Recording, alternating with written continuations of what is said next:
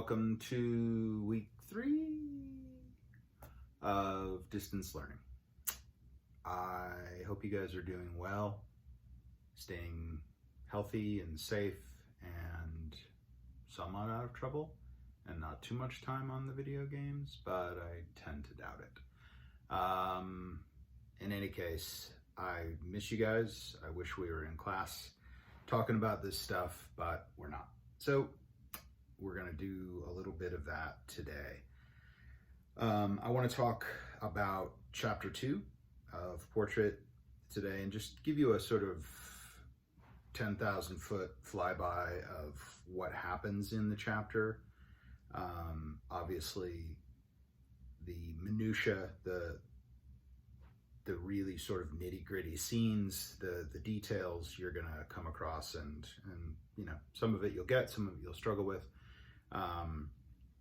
But this will sort of give you an overview of just some of the level 1 plot stuff that can be hard to pull out, I guess, when you're sort of mired in the stream of consciousness that Joyce is offering. So the chapter opens with Stephen and his family in a place called Blackwood, which is a suburb of Dublin. It's a really nice place, actually. It's summertime, and he's spending a lot of time hanging out with his Uncle Charles, just exploring the town during break and really just being a kid, I guess. During that time, he hooks up with an old friend of his dad's by the name of Mike Flynn, who he trains with, training for track, for running. Doesn't seem to have a whole lot of respect for Mr. Flynn. He refers to him with his flabby, stubble-covered face. I would think in the same way that he doesn't really have the most respect for his dad. It's probably quite similar to how he feels about Mike Flynn. But in any case, he's spending some time with him and sharing some of his summer. But Stephen also spends a lot of time alone in this chapter, particularly at night. He loses himself in books, obviously, in The Count of Monte Cristo, which was written by Alexandre Dumas, a French writer. It's an adventure tale, swashbuckling sort of adventure romance story. And that's sort of fitting, right? I mean, if this is Portrait of the Artist, and we know that James Joyce is the sort of quasi-autobiographical figure, it's fitting that he loses himself in a novel, often daydreaming that he's part of the world or the universe that occupies the novel, and fantasizing about a character named Mercedes, who is a real character in the novel, imagining that she's part of his life, right? That he's sweeping her off her feet. And obviously, apart from his wild imagination, we learn on page 53 that Stephen is beginning to have a little bit of an interest in politics. He says the hour when he too would take part in the life of that world, the political world, the adult world, the grown-up world, right, seemed drawing near, and in secret he began to make ready for the great part which he felt awaited him, the nature of which he only dimly apprehended. So he doesn't really know what politics is, but he sees his uncle and Dante and his dad arguing about it, and he obviously hears about it in school from kids whose parents are doing the same thing, right? So he has this sort of fleeting understanding, this sort of tepid understanding of what politics is, or what it can be, what it means, and he's looking forward to that, which is a sign of growth and development, I think, right? We also find in this chapter that Stephen is not going back to Clongowes Wood College, mostly because of his father's inability to manage the money, right? He couldn't afford to send him back. So that brings some strife to the family for sure. Toward the beginning of the chapter, we learn that he moves from the comfort and reverie of Blackwood, which he really likes and which is still to this day a nice part of town, to a shabby sort of apartment, a tenement house in Dublin, in the city, which really brings him into a dark place in his life. He describes it as the bare, cheerless house in which they were now to live made his heart heavy. So that's rough. He's obviously struggling with this move, and makes no apologies for it. We also know that he meets a girl named Emma at his aunt's house, and he's kind of attracted to her. She's also the girl that he has that interaction with on the tram, which you guys will hopefully be talking about on Thursday in our discussion.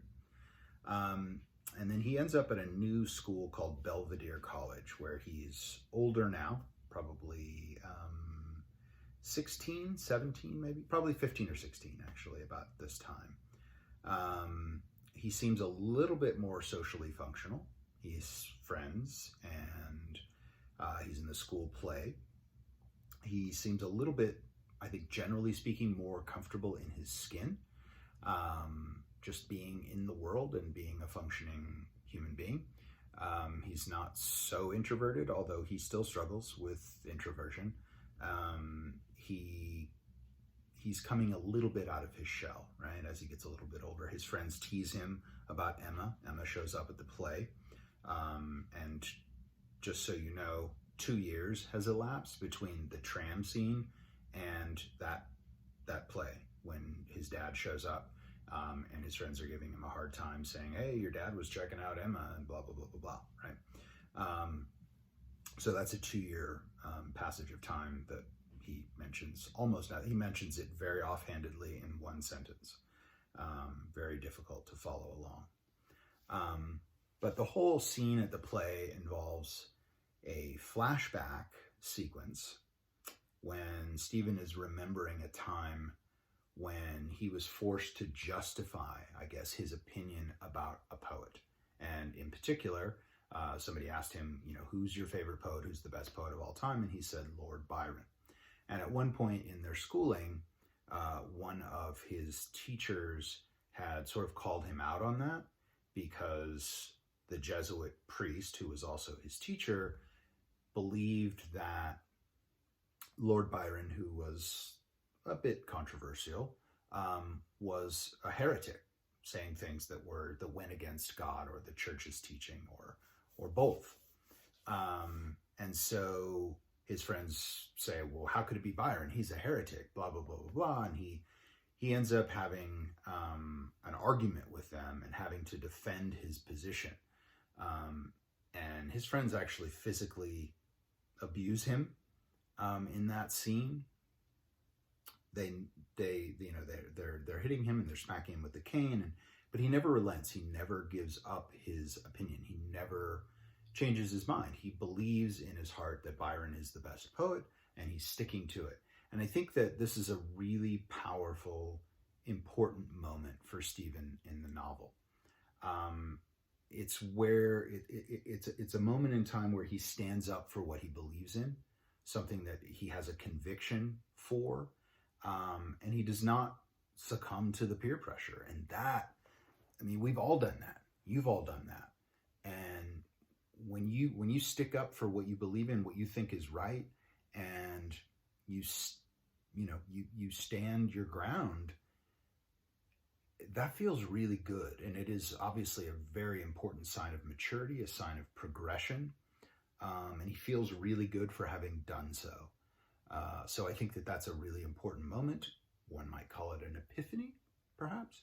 But I think that is a scene that Joyce obviously felt very, very important. Certainly important enough to include in the story of Stephen, but as one that was sort of transformational.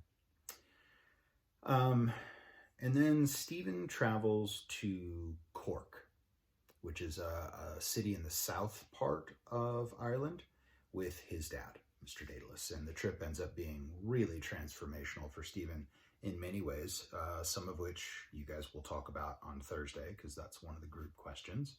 So I don't want to go into too much detail now about the trip itself.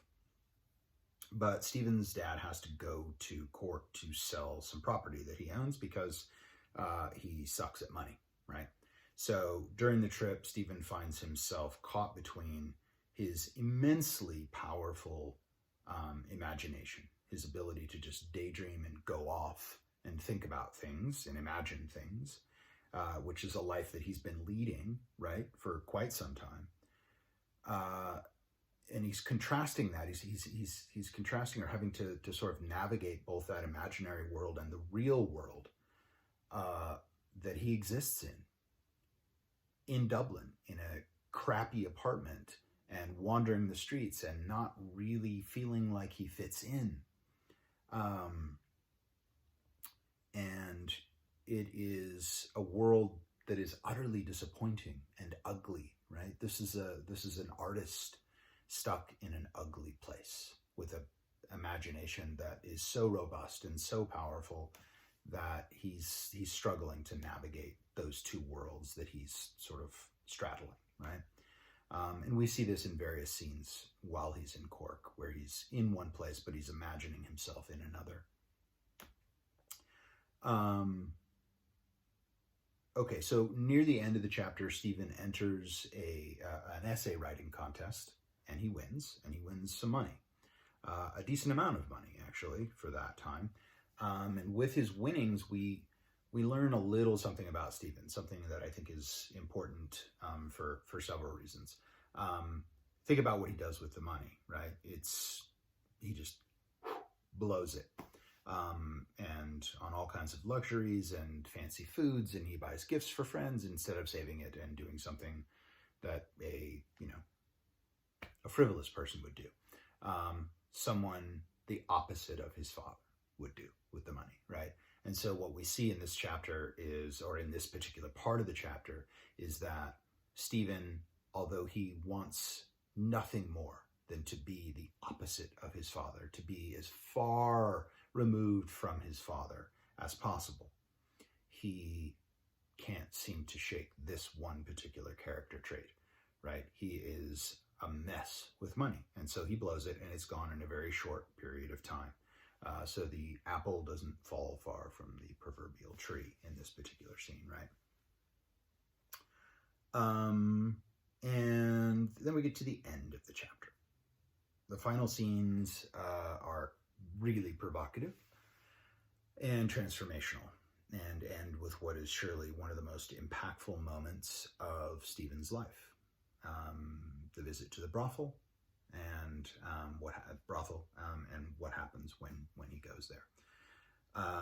And we'll reserve what happens there for our discussion on Thursday, and I'm sure we'll have lots of things to say about that, right? It's a really sort of transformational moment in his life, and you'll see exactly how the end of chapter 2 affects him and impacts his life in the entirety of chapter 3. So for now, that's just a sort of brief synopsis of some of the highlights of the chapter, during which we see Stephen grow considerably as a person, as an artist, and along with the maturity of Stephen as a character, we see how the language of the chapter has grown up with him, right? The novel is maturing just as Stephen is maturing. And there's just some strikingly beautiful passages, and I'm going to read a couple to you right now. But when he had sung his song and withdrawn into a snug corner of the room, he began to taste the joy of his loneliness. Dude, that is incredible. Tasting the joy of his loneliness. It's almost oxymoronic, right? Joy and lonely and tasting. It's brilliant. Another example, when he's on the tram, right? He says his heart danced upon her movements like a cork upon a tide. Come on. I mean, that's epic. A couple more. Nothing moved him or spoke to him from the real world unless he heard in it an echo of the infuriated cries within him. Whew. That is a young man who is struggling with a lot of things. There's so much going on in here, and he's trying to balance it and trying to work it out and trying to figure it out on his own, right? Because his father's obviously not really capable of helping him, and his mother is pretty much checked out. She's got 9 other kids that she's trying to raise, and he's the oldest, and so he's got to figure it out on his own, and that's kind of what he's doing. Lastly, by day and by night he moved among the distorted images of the outer world. A figure that had seemed to him by day demure and innocent came towards him by night through the winding darkness of sleep. Her face transfigured by a lecherous cunning, her eyes bright and brutish with joy. Only the morning pained him with its dim memory of a dark, orgiastic riot, its keen and humiliating sense of transgression. Dude, seriously? Yeah, we're a long way from the moo cow, Stephen. So, that's it for today. I just wanted to sort of give you that overview of the chapter, some of the things that I thought were important. And I'm very much looking forward to our discussion. We're going to try it and see how it goes. I hope it goes well. If you have any questions, don't hesitate to email me. And I will see you guys on Thursday. Peace. Hope you're doing well.